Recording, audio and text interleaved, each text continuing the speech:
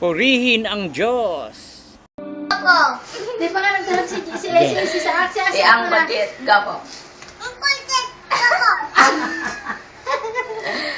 Sige. Sa hapong ito, hallelujah, ang daluyan ng biyaya at pagpapala ng ating mabuting balita, ang ating kapatid, from PFCC 21 Rizal, ang ating kapatid, Brother Chito Agraban.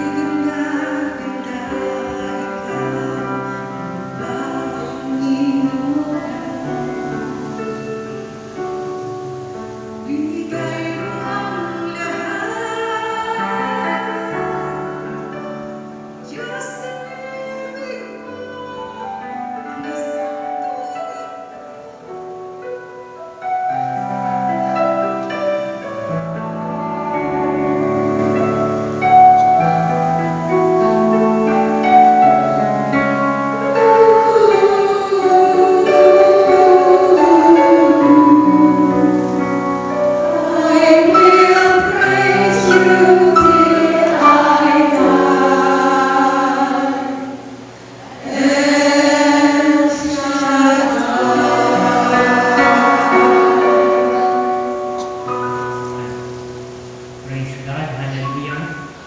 Hallelujah. Sa ngalan ng Ama, ng Anak, ng Espiritu Santo. Amen. Dakilang Diyos na makapangyarihan, sa hapong ito, labis-labis ko ang aming pagpapasalamat sa buhay na bigay mo sa amin. Inaamin po namin na wala po kami magagawa kung kami hiwalay sa iyo. Subalit binigyan mo kami ng hangarin na ikaw ay hanapin, paglingkuran, pasalamatan sa lahat ng bagay at aspeto ng buhay namin. Humihingi po kami ng tawad sapagkat wala pong araw na hindi po kami nagkakamali. But we thank you, God, for your grace has no boundary. Nagaano man kami karumi kapag kami nakipagdiwalagan, lumapit, lilinisin mo kami, Panginoon. Kaya sa hapong ito, gawin mo kaming bakasyon sa siglan para tanggapin mo namin ang masaganang grasya mo, Panginoon. Turuan mo kami ng maraming bagay para sa aming buhay. Anumang sirkunstansya, anumang sitwasyon, ay hindi kami magagapi, O Diyos, bagkus patuloy kami magtatagumpay sa iyong tulong at gabay. Panginoon, alam po namin na wala kong sayang sa pagod, sa oras, maging buhay namin kapag ito ay idinudulog sa iyo. Kaya sa hapon ito, inaangkin mo namin na ang hapon ito ay muli mong pagtatagumpayin. Sa pangalan ni Jesus, say Amen. Amen. Sa ngalan ng Ama, ng Anak, ng Espiritu Santo. Amen.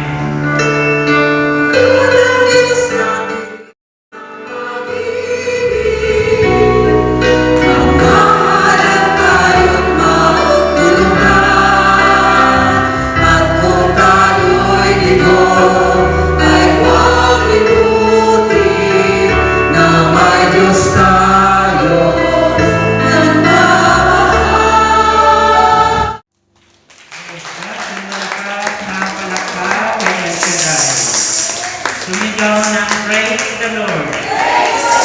Hallelujah. Amen. Sa hapon ito, mga kapatid, salamat po sa ating mga awit at manunugtog. Salamat din po sa inyong lahat na tumugon. The Gospel of Jesus Christ according to St. John, chapter 12, verse 20 hanggang 23. Malinaw po ba ninyong napapakinggan? Amen. In John 12:20 to 33, amen. ang ilang Griego sa mga pumunta sa pista upang sumamba. Lumapit sila kay Felipe na taga Bethsaida, Galilea at nakiusap, "Ginoo, ibig ko naming makita sa Jesus." Sinabi ito ni Felipe kay Andres at silang dalawa'y lumapit kay Jesus at ipinaalam ang kahilingan ng mga iyon. Sinabi ni Jesus, "Dumating na ang oras upang parangalan ang anak ng tao.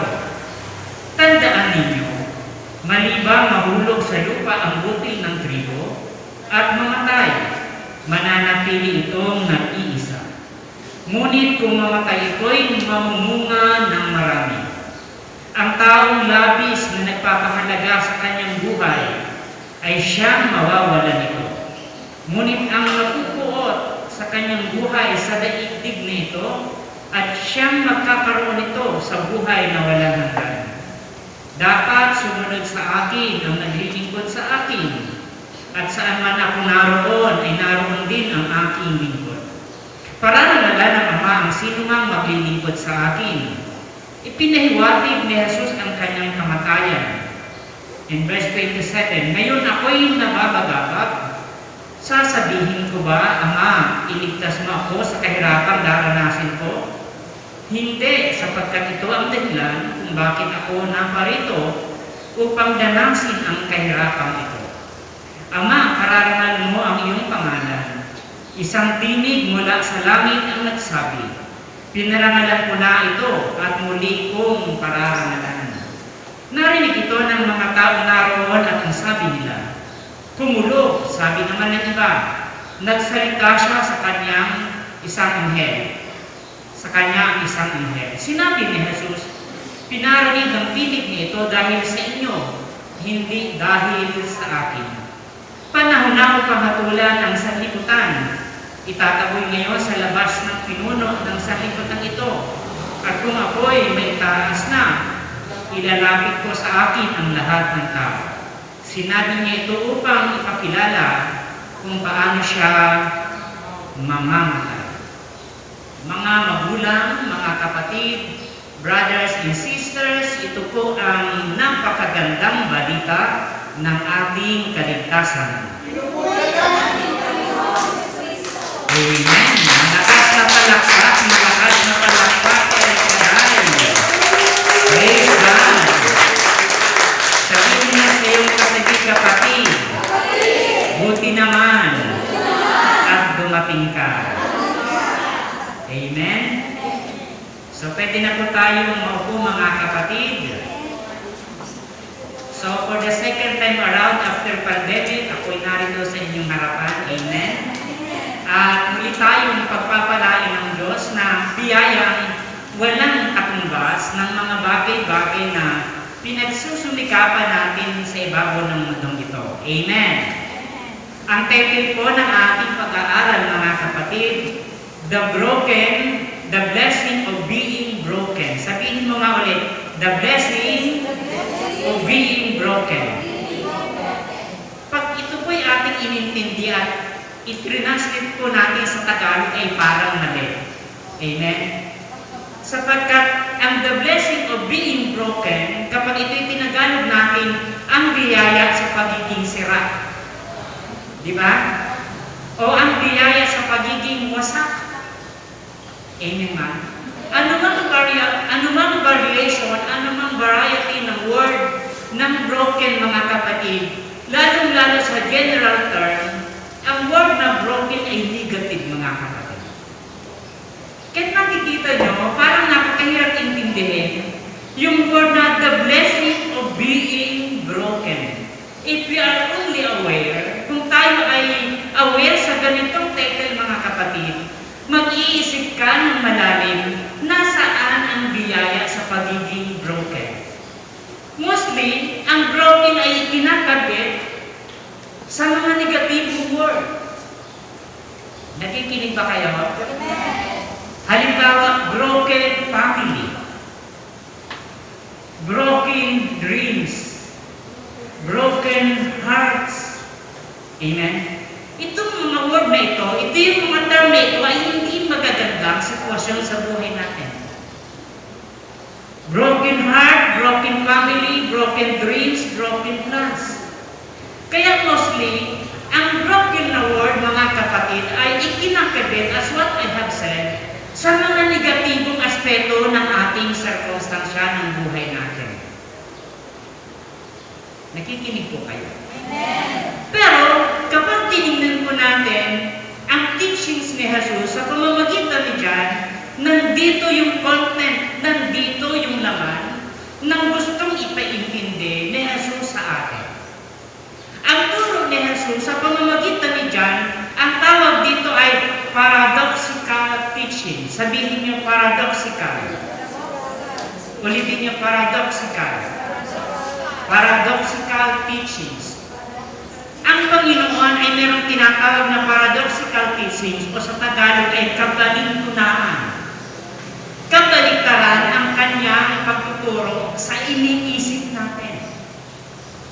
Kapag tinignan mo yung logical ng tao, ay baliktad sa ideya ni Jesus.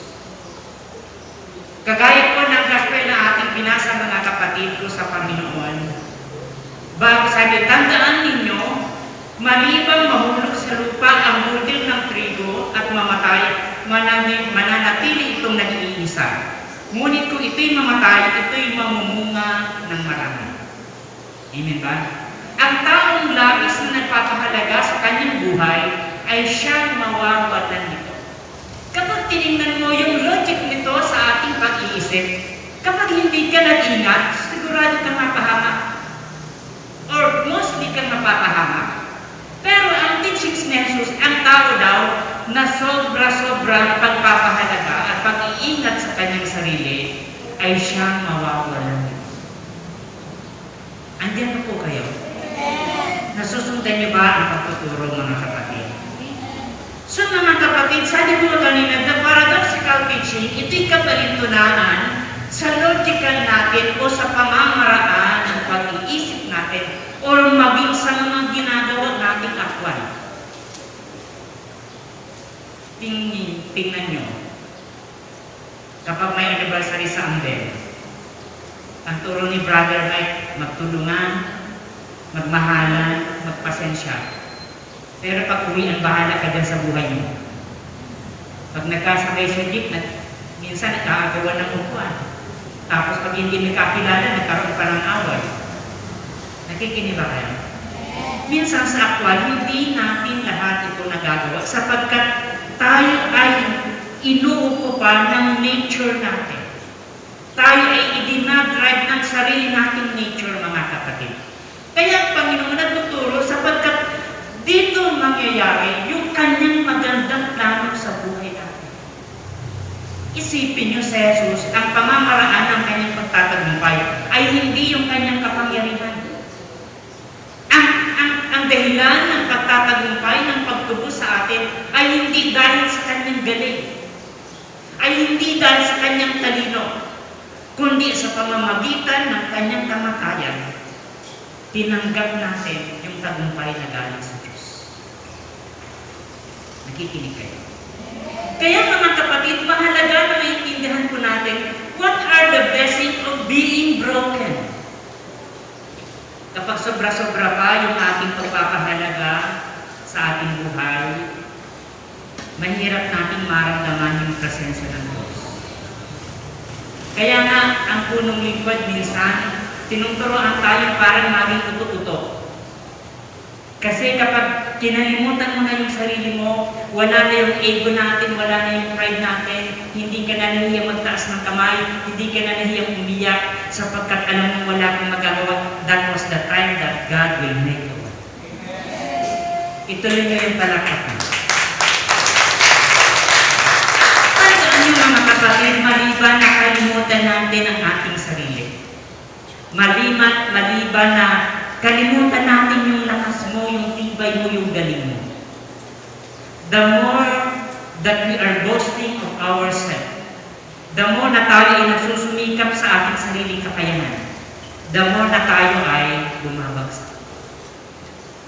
Sabi ni St. Paul sa 2 Corinthians 12:7, ngunit para hindi ipagyabang ang kamangha-manghang Diyos sa akin, ako'y binigyan ng isang kapansanan sa katawan na nagsisilbing pamalo ni Satanas upang wag akong magpadala. Uulitin ko, nakikinig ba kayo? Sabi ni St. Paul sa 2 Corinthians chapter 12 verse 7, ngunit para hindi ipagyabang ang kamanghamanghang pahayag ng Diyos sa akin, ako'y binigyan niya ng isang kapansanan sa katawan na nagsisilbing pamalo ni Satanas upang wag akong magpadala. Makikita nyo, mostly ang mga tao hindi nakakadulog, nakakalapit sa Panginoon kapag ang lahat ng bagay ay kaya niya pa. Amen ba? Pero nung dumating yung limitation sa buhay natin, dumating yung hangganan sa buhay natin, saka mo isinuko, inamin mo na walang magagawa ang buhay natin kung wala ang Diyos. Amen ba? At ang pagkawasak natin, at ang pagkasira natin, at ang pagkabasag natin, ay siyang naging dahilan para maghanap ka ng isang magbubuo sa iyo, na isang mag-aayos sa iyo, na isang magpapatino ng buhay natin. Walang iba kundi ang kapangyarihan ng Diyos. Tandaan nyo, tayo ay tinawag ng Diyos, hindi kagaya ng pagkatawag ng tao. Sa mundong ito, tatawagin ka bilang magtrabaho kapag kumpleto ka ng credentials. Kailangan aabot ka sa pamantayan ng credentials ng kanilang kumpanya. Halimbawa sa isang malaking kumpanya, kailangan mayroong tinatawag na height or mayroong tinatawag na height standard. Pag mababa ka ng konti, bagsak ka na agad. Pag medyo maitim ka, hindi ka pwede. Pag medyo hindi maganda ang balat mo, hindi ka pwede. Kasi may standard ang mundo. Pag hindi ka skilled, hindi ka pwede. Pero ang pagkatawag ng Diyos, yung lahat ng kulang natin, yung lahat ng sira natin, yung lahat ng pagkakabasag natin ay magiging dahilan para makalapit ka sa Kanya. We are told that because we are qualified. Tinawag ka ng Diyos hindi dahil kwalipikado ka, but you are qualified by God para ikaw ay gamitin niya sa gusto nang mangyari sa buhay. Kaya nakikita niyo, sa gawain niya siya dahil maraming basag ang kanilang karanasan, maraming sira ang kanilang karanasan. Alam niyo, may narinig ako nagpatotoo. Sobrang tapang niya, nakaharap niya yung kanyang asawa. Alam niyo, my dear brothers and sisters, nagpapasalamat ako sa Diyos sapagkat sa sobrang pagkasira ng buhay ko bilang prostitutes, mayroong taong ibinigay sa Elshadai. Sabi niya, iba't ibang lalaki ang kanyang dinaanan, iba't ibang tao ang kanyang napuntahan, at sirang-sira siya sa harap ng tao. Pero sa kanyang pagkasira at paglapit sa Diyos, binuong muli ang kanyang. Nakikinig ba kayo? Then, our blessing in being broken, napakaraming biyaya sa pagiging wasak natin, mga kapatid. Sapagkat ito yung pamamaraan ng Diyos na tayo ay ma-refine.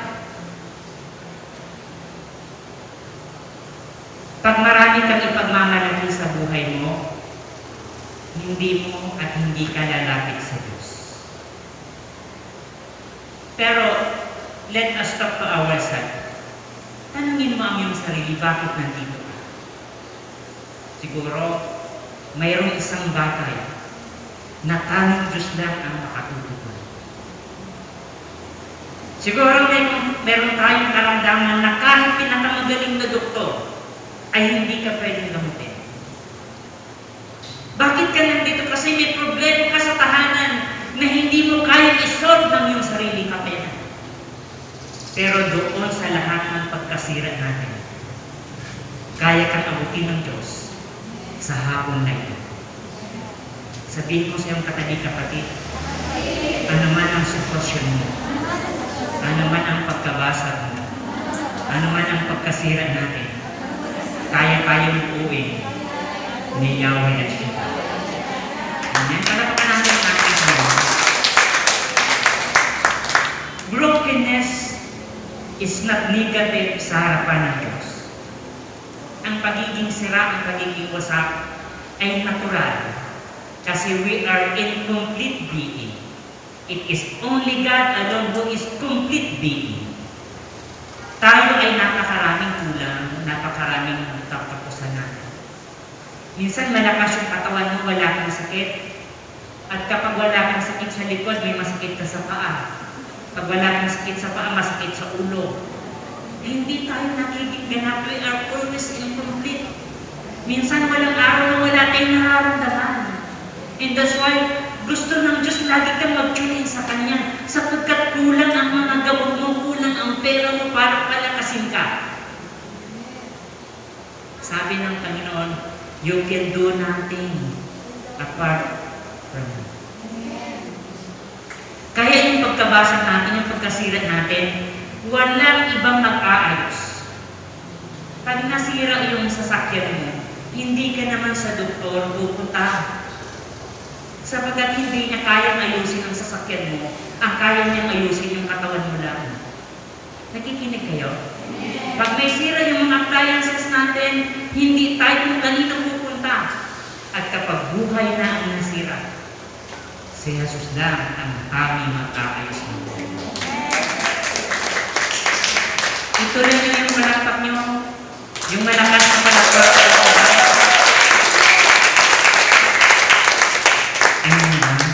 So mga kapatid ko sa Panginoon, sa pagkawasak ng ating buhay, mga kapatid, God wants us to bring every area of our lives into submission to His will. Sa bawat area ng buhay natin, gusto niya isuko natin ang ating buhay sa Kanyang harapan. Gusto ng Panginoon, iasa natin sa Kanya ang mga bagay-bagay na hindi natin abot ng sarili nating kakayahan. Alam niyo, na-share ko to sa ibang gawain. Meron kaming minsan na abogado siya, nung nabubuhay pa siya, abogado siya. Sapagkat malaki yung kanyang pension, siyempre hindi na iiwasan sa tao yung talagang ego, yung pride. Pero alam niyo, sa sobrang napuntahan niya, sa sobrang ginawa niya pagpapagaling sa kanyang sakit, isang araw, dumating siya sa gawain. Ang sabi ng preacher, sino ka man, ano man ang profession mo, ano man ang kakayahan mo, gaano ang karami ang pera mo, kapag isinuko mo ang iyong buhay sa harapan ng Diyos, aabutin ka ng Diyos. Amen. Sa totoo, wala naman tayong pwedeng ipagmalaki sa harapan ng Diyos. There is no such perfect person, walang kumpletong tao. Walang pwedeng sino mang magmalinis. Walang sino mang pwedeng magmalaki. Walang sino mang pwedeng magmayabang. Sapagkat tayo ay pantay-pantay sa harapan ng Diyos.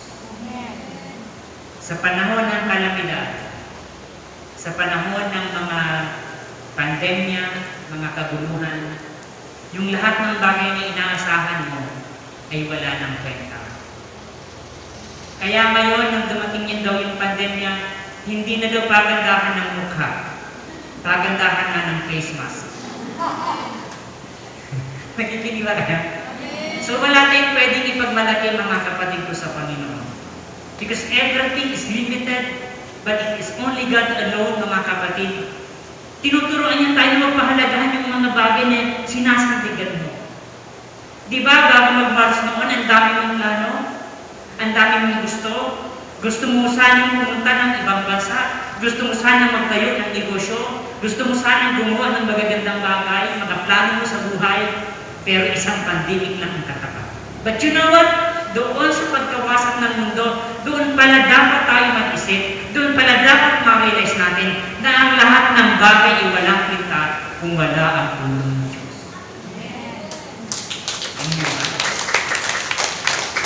Brokenness is not a punishment. Ang pagiging wasak ay hindi punishment, mga kapatid. It is only God's way of realization to every one of us. Yan lang ang gusto niyang iparealize sa atin. To inculcate, to impart in our hearts. Mga kapatid, kaya napakapalad yung mga taong kumpleto ang buhay, may kaya, may pinag-aralan, may profession. pero hindi sila nagmamalaga. Hindi ba? Hindi nila pinangahawakan ang mga bagay-bagay na akala nila yun na ang kanilang pwedeng sandigan. Pero mga kapatid ko sa Panginoon, ang landas patungo sa Diyos ay hindi laging patag. Amen. There is always a rough road, there is always a turbulence. At bago ka makarating sa pahakiman mo, pwede kang masugatan. Pwede kang mawasak, matuluyan. But you know what, mga kapatid ko sa Panginoon, kapag alam mo yung direction mo, yung gusto mong maganap sa buhay mo, mawawala yung tinatawag nating self-centeredness. Makikita mo na may plano ka para sa Diyos. Nakikinig ba kayo? May plano ang Diyos para sa atin, mga kapatid. There is always a response in God's calling to every one of us. Palaging may gusto ang Panginoon na gawin natin sa Kanyang kamay. Alam nyo, nung pandemya, syempre na-lockdown tayo. Sabi ko sa asawa ko, mag-apply ako ng SPD. Nag-apply pa ako ng yung delivery kasi wala namang mission. Hindi naman kami nag-busy noon. And at the same time, of course, yung financial nating pangangailangan. Alam nyo, nag-apply lang ako sa SPD, pero hindi ko naman nagamit. Hanggang ngayon, zero complete, pa rin, ang aking activity doon. Sabi ng asawa ko, kaya mo ba yan? Lagi kang nawawala. Pero alam nyo, God will always make it. Hindi man natin isa-isahin yung mga sitwasyon kasama ng tulong ng PFCC 21 Rizal, kung paano kami nabubuhay, yung pamilya natin na tumutulong, talaga siyang gumagawa ng paraan. At kahit kailan talaga, mga kapatid, minsan mamamangha ka na kapag lumampas ka na doon sa circumstance, sa sitwasyon na yun. Bibilangin mo na lang, isang buwan pala, o siya isang taon na pala, pero andito pa rin ako. Nakikita niyo yun, mga kapatid. Pag nakita natin yung working miracle of God sa buhay natin, hindi mo talaga iisipin ang para sa sarili mo. Hindi mo talaga iisipin na iligtas ang sarili mo. Amen. Ipagkakatiwala mo ang lahat ng bagay sa Panginoon. Nung lockdown, mga kapatid, wala akong ibang iniisip. Nasa loob na kami ng kwarto ng asawa ko sa inakilan namin na isang kwarto lang talaga. Na kung minsan pag magkuha kami ng t-shirt, kailangan pa namin magpila kasi maliit yung kwarto namin. Alam nyo, inubos ko ang buhay ko sa mga activity na pwedeng makakinabangan. Nag-create ako ng YouTube channel at mayroon na akong 2.8 subscriber. At ako po ay na-monetize na rin. At hinihintay ko na rin ang AdSense fee para ako'y makapagsweldo. Alam niyo, mga kapatid, simpleng bagay, everything that we do before God, yung content ng aking YouTube ay for a prayer for Word of God. So, nagagamit yun, mga kapatid. Sabi ko, ano man mangyari nito, may aabuti nito, mga kapatid. Alam niyo, sa biyaya ng Panginoon, may nagpatulong sa akin, Brad, tulungan mo yung YouTube channel ko. Nung isang araw, pinadalan ako ng 5,000. Mga kapatid, nakakabuti ng Diyos. Hindi ako nagmamayaba. Sapagkat yung 5,000 na yung gaano na lang yun. Pero tuwang-tuwa yung asawa ko kasi doon pa sa hindi namin nakikitang tao, sa hindi namin personal na kakilalang tao, para padalhan ako ng ganong pera. God is good enough. Pag nakita niya ang pinakailalim ng pagkatao mo, hindi papayag ang Diyos na pabayaan.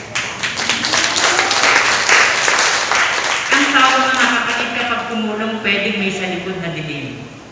Ang tao, pag tumulong, pwedeng may sa likod na plano. Pero kapag ang Diyos ang gumawa ng paraan, gaano ka man kawasak, gaano ka man kasira, ililigtas ka ng Diyos sa buhay. Amen. Kaya sabi ko ng Panginoon, talagang napakatalino mo, napakarunong mo. Yung lahat ng kakayahan ko na hindi ko kaya trabahuhin, yung konting skills, computer, yung konting kaalaman ko, hindi ko na kailangan gamitin pa ang iba't ibang trabaho para ako ay pagpalaran. Kaya mag-asawa na mabuhay sa biyaya ng Panginoon. Unless that we forget ourselves, unless that we deny ourselves, hindi ka mag-i-enjoy. Kung yung pera mo ay para sa amin lang dalawa, at naghihirap yung mga mahal namin sa buhay, wala rin kwenta. But you know what? Sa lahat ng aspeto na ginagawa mo, si Jesus ganun ang gusto niyang gawin sa atin. Hindi niya inisip ang kanyang sarili. In Eden unto death. Ang Diyos hindi niya hinihintay na mamatay ka. Hindi niya hinihintay na ipako ka sa krus. Gamitin mo na ang biyaya na ibinigay sa ng Diyos sa araw-araw mo. Alimutan natin ang ating sarili, mga kapatid. Sabi ko nga lagi, that was the time that God will always work on us. Sa iyong sarili, bakit ka nakaupugan? Para kanino ang prayer mo? At para ano ang plano mo?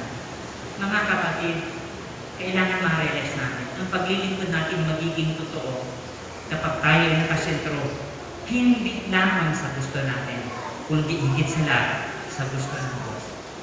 At sa mga hirap, sakripisyong gagawin mo, there is always a blessing in being broken. Kahit nasasaktan ka, kahit nahihirapan ka, kahit naguguluhan ka, kapag ito'y ginagawa mo para sa Diyos, mga kapatid, hindi siya papayag na hindi ka niya magpapala. Amen? Sabihin mo ang sa iyong kapatid, huwag kang mag-alala. Ano mang hirap mo, ano mang sakripisyo mo, kitang-kita na El Shaddai. Ituloy mo lang yan dahil may biyayang naghihintay. Kaya, tumayo na tayo. Ilagay mo ang iyong kamay sa tapat ng iyong puso. And let us close our eyes, mga kapatid. Sa hapong ito, idulog natin ang ating buhay sa kanyang harapan. Ilapit natin ang ating buhay.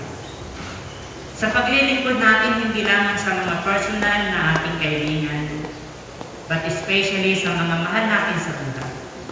Si Jesus hindi siya namatay para sa kanyang sarili. Nasira siya, nawasak siya, inalikusta siya dahil sa tagumpay na ating ating. Sa buhay natin, huwag tayong pagharian ng greediness, ng mga discontentment, ng mga misunderstanding. Walang ibang pwedeng maghari sa atin ng ating Panginoon Jesus. Ano mang ego, ano mang pride, hayaan mo na basagin ka ng Diyos. Basagin ng Diyos ang mga kataasan natin at sila ang mga maghari sa ating buhay.